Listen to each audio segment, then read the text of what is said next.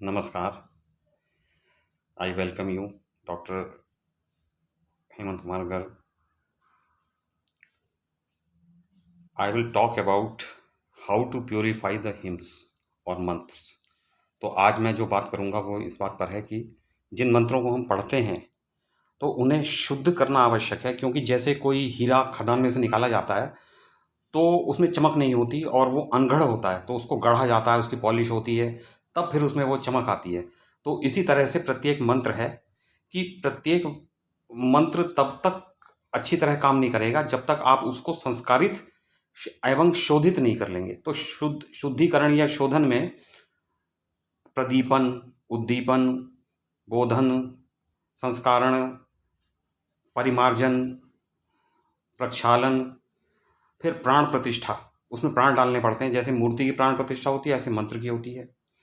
और जब ये सारे मंत्र पढ़ लेंगे, उसके बाद जितने मंत्र आपने जपे, मान लीजिए 1 लाख मंत्रों का आपने जप किया, वैसे तो यूं तो 8-9 लाख 10 लाख जितने भी आप जप लें कम होते हैं, उसका 1/10 अग्नि में हवन करना होता है। जैसे आपने 10 लाख पढ़े तो 1 लाख मंत्र बोल के अग्नि में आहुति देनी होती है, वो भी बैठ के आराम से शुद्धिपूर्वक। उसके बाद उसका 1/सहस्रवां, 1/1000, 1/1000th जो हिस्सा है, उतने ब्राह्मणों को भोजन कराना पड़ता है। यानी कि जब 10 ब्राह्मणों को तो भोजन कराना ही है। मंत्र चाहे जितने ही पढ़े हो तो 10 से कम तो नहीं होने चाहिए। अगर किसी की सामर्थ्य नहीं है तो वही कम कर दीजिए, अगर अधिक सामर्थ्य है तो अधिक बढ़ के करना चाहिए। तो वो कौन कौन सी प्रक्रियाएं हैं, या वो मंत्र हैं, या वो पद हैं जो उस मंत्र से को जिससे संपुटित किया जाता है। संपुटित का मतलब है ब्रैकेट लगाया जाता है दोनों तरफ। तो अंततः होता ये है कि एक बार आपने वो मंत्र बोला, दूसरी बार जिस पद से शुद्ध कर रहे हैं वो बोला, तो ऑल्टरनेटली दोनों चलते रहते हैं। उदाहरण के लिए मान लीजिए मैं एक मंत्र लेता हूँ, ओम नमः शिवाय। तो ये शंकर जी का मंत्र है, बहुत प्रचलन में, सबसे अधिक पढ़ा जाने वाला मंत्र है। इससे 5 तत्वों पर विजय प्राप्त होती है। 1 करोड़ पढ़ लेने पर पृथ्वी तत्व, फिर 2 करोड़ पर जल तत्व, फिर 3 करोड़ पढ़ लेने पर अग्नि तत्व, फिर वायु तत्व, और इस तरह 1-1 करोड़ बढ़ाते हुए 5 करोड़ पर आकाश तत्व पर विजय प्राप्त हो जाती है। तो ये तो ओम नमः शिवाय मंत्र की बात हुई, लेकिन ये तो एक उदाहरण के तौर पर है। तो मान लीजिए हम इसको शुद्ध कर रहे हैं, तो मैं आपको कुछ मंत्र बताऊंगा और इस वीडियो के बाद एक दूसरा वीडियो पोस्ट करूंगा जिसमें मैं वो सारे मंत्र या पद लिखूंगा जिससे संपुटित करना है। यानी पहले वो पद बोलना है, फिर मंत्र, फिर पद, फिर मंत्र, फिर पद, फिर मंत्र। तो ऑल्टरनेटली इस तरह बोलना है और एक माला पढ़नी है।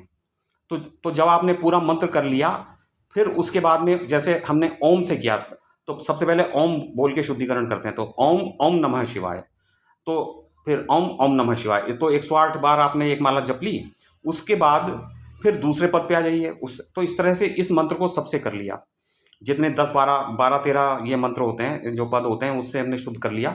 उसके बाद में फिर आप एक एक शब्द को लीजिए। जैसे ओम को लीजिए, अब आप पढ़ेंगे ओम ओम ओम ओम ओम ओम, तो 108 बार वो पढ़ लिया। क्योंकि जो शैव हैं वो अ उ और म से ओम मानते हैं। जो जो वेद पढ़ते हैं आर्य समाजी, वो ओम कहते हैं, ओ के ऊपर बिंदी लगाते हैं अनुस्वार। ओम, उनका ओम उस तरह का होता है। वैष्णव लोग जो हैं वो ओम कहते हैं, ओ ई, उसमें ई बना रहता है। आर्य समाजियों के उसमें भी ई बना रहता है ओम में। तो लेकिन जो ये शैव भक्त हैं शिव पुराण के अनुसार अ उ और आधा म, और ऊपर चांद और बिंदी, तो वो जो चांद सा बना है वो साउंड है, नाद है, और जो बिंदी लगी है वो बिंदु। तो ओम के 5 अवयव होते हैं, अ उ म, नाद यानी जो उसमें जो ध्वनि आती है, और बिंदु मतलब परमात्मा। तो परमात्मा का सानिध्य रहता है इसमें। ओम परमात्मा का वाचक है, यानी उनके बारे में बताता है, और स्वयं भी परमात्मा ही है। और ओम रूप ये सृष्टि है। तो ओम प्रत्येक मंत्र के प्रारंभ में लगाना चाहिए। ये तो है कि कोई सा भी मंत्र हो तो उसमें ओम तो आंख मूंद कर लगा दीजिए, नहीं तो मंत्र की सफलता में संदेह रहता है। तो जो बहुत छोटे मंत्र हैं जिसमें अवकाश ही नहीं है, आपको अवसर ही नहीं है, तो उसमें लगाना बड़ा मुश्किल है। तो जैसे मैं अब आपको उन उन पदों और मंत्रों का क्रम बताता हूँ जिससे आपको करना है। तो पहले आपने ओम नमः शिवाय पूरे मंत्र को किया, फिर ओम, फिर नमः को किया, और नमः से पूरे 12-13 जो पद हैं उससे शुद्ध किया नमः शब्द को, फिर शिवाय शब्द को शुद्ध किया उन 12 से। अब आप दोबारा आइए इस मंत्र पे। अब नमः में से न निकालिए, अब न के आगे पीछे ओम लगाइए, ओम न ओम, ओम न ओम, ओम नमः ओम। तो ये ओम से किया, और भी हैं 12। इसके बाद में मह, नमः, इस तरह शी, वा और या को अलग अलग करना है। जब ये सब कर लेंगे तब वो मंत्र अच्छी तरह से शुद्ध होगा, क्योंकि आपने एक एक चीज़ को पकड़ पकड़ के रगड़ा है, उसको शुद्ध किया है। जैसे कि आप किसी इंस्ट्रूमेंट को ठीक करते हैं तो उसके एक एक पेंच को तेल लगा के और रेगमाल से घिसते हैं, उसी तरह से ये मंत्र है, तो इसका शुद्धिकरण संस्कारीकरण हो रहा है। तो ये शारदा तिलक इत्यादि तंत्र हैं, और भी तंत्र हैं, और भी ग्रंथ हैं जिसमें ये शुद्धिकरण की विधि दी गई है। तो ये तांत्रिक विधि है वैसे तो, लेकिन अच्छी विधि है।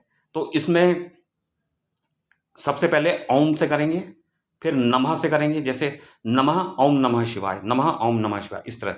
फिर ओम नमः वौषट, फिर वौषट शब्द से को लगाएंगे। फिर हुं, हुं जो है वो कवच के लिए आता है, कवच मंत्र है, बीज मंत्र है कवच के लिए, आर्मर।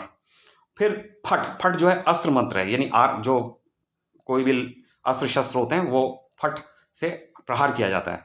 तो ओम फट स्वाहा। तो इस तरह से जब हम बोल रहे हैं, स्वाहा जो है वो अग्नि की पत्नी हैं, अग्निदेव की पत्नी स्वाहा उनका नाम है। तो और स्वाहा जब हम कोई भी आहुति देते हैं तो स्वाहा का कहते हैं, और जब पितरों को हम कव्य प्रदान करते हैं, हव्य प्रदान करते हैं तो स्वाहा, और कव्य पितरों को जब हम पिंड दान करते हैं तो हम कहते हैं स्वधा।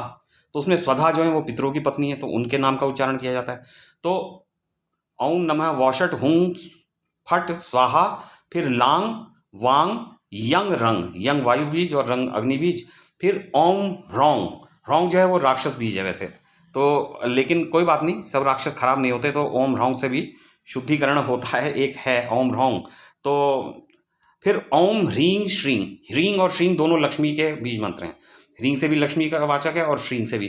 देखिए एक तंत्रों में और ये दूसरे ग्रंथों में वो माया बीज को ह्रीं कहते हैं, लेकिन मैं आपको बता दूं कि माया बीज म्रीं है, जो लोग जानते नहीं है। तो वो ह्रीं को माया बीज कह के बहुत से शास्त्रों में आप पढ़ेंगे तो उसमें म्रीं बोलना चाहिए, क्योंकि म्रीं से माया बीज होता है। तो अगर ये लिखा है माया बीज लगाना है तो म्रीं लगाना है, अगर लक्ष्मी बीज लगाना है तो ह्रीं श्रीं। तो ओम ह्रीं श्रीं, और फिर तर्पण करना है मंत्र का। तो मंत्र का बोधन हो रहा है, संस्कारण हो रहा है, कुछ भी हो रहा है, वो तो अलग, हमें इस बात से मतलब नहीं है किससे क्या हो रहा है, लेकिन ये सारे मंत्र आवश्यक हैं। फिर उसके बाद ओम नमः शिवाय तर्पयामी नमः, क्योंकि ये पुरुषवाचक मंत्र है, शिव शिव जो है पुरुष हैं, तो इसलिए तर्पयामी नमः। और अगर शिवाय शिवायई कहते, अगर देवी शिवा का हम मंत्र जप कर रहे होते हैं तो हम कहते हैं ओम नमः शिवायई तर्पयामी स्वाहा। तो देवियों के लिए स्वाहा लगता है, और जहाँ स्वाहा लगता है वो मंत्र नहीं कहलाता, वो विद्या हो जाती है। तो उसको विद्या बोलते हैं। तो ये हुए। इसके बाद में मैंने आपको कल बताया था कि जो वर्णमाला है उसको अगर आप किसी भी मंत्र के पहले और बाद में लगाएं तो उससे बढ़िया कुछ भी नहीं है। अगर आपके पास समय नहीं है तो खाली वर्णमाला का आप इस्तेमाल कर सकते हैं। कल मैं 2 वर्ण छूट गए थे मुझसे, वो है लृंग और लृंग, छोटा लृंग और बड़ा लृंग। तो जो छोटा लृंग है वो जो है वो लड़ाई करवा देता है, शत्रुओं में लड़ाई करवा देता है, और लृंग जो है वो गलतफहमी पैदा कर देता है। तो ये 2 छूट गए थे, तो मैं बता रहा था आपको कि कौन कौन से तत्वों पर अधिकार होता है। तो वो वर्णमाला की बात है, वही वर्णमाला जब संपुटित करेंगे तो सबसे बढ़िया शुद्धिकरण वर्णमाला से है। उसके बाद जो प्राण प्रतिष्ठा की जाती है, यानी मंत्र में जान फूंकी जाती है, तो जो मूर्ति स्थापित करते हुए प्राण प्रतिष्ठा पंडित लोग करते हैं, तो वही मंत्र है। वो मंत्र क्या है? ओम आ, अब आंग नहीं बोल रहा हूँ क्योंकि ऊपर बिंदी और उस पर चंद्र बिंदु है, तो आ बोलेंगे, पूरा ना नहीं आएगा। ओम आ ह्रीं क्रों, तीनों में चंद्र बिंदु, लंग वंग यंग रंग शंग शंग संग हऊं हौं, डबल ओम, सो हम। ओम नमः शिवाय मंत्रस्य प्राण यह प्राण, ओम नमः शिवाय मंत्र यह च स्थितः, ओम नमः शिवाय मंत्रस्य सर्वेन्द्रियाणि वाङ्मनश् चक्षुः श्रोत्रग्रहण पाद प्राण यह गत्य सुखम चिरम तिष्ठन्तु स्वाहा ओम नमः शिवाय।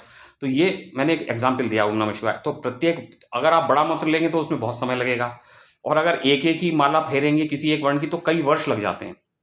अगर आप कहेंगे कि मैं एक ही माला से एक ही वर्ण से शुद्धि करूंगा, एक उससे पद से, तो 5-6 साल भी लग जाते हैं। अगर बहुत मंत्र आप कर रहे हैं तो धीरे धीरे करते रहिए शुद्धिकरण करना अच्छा रहता है।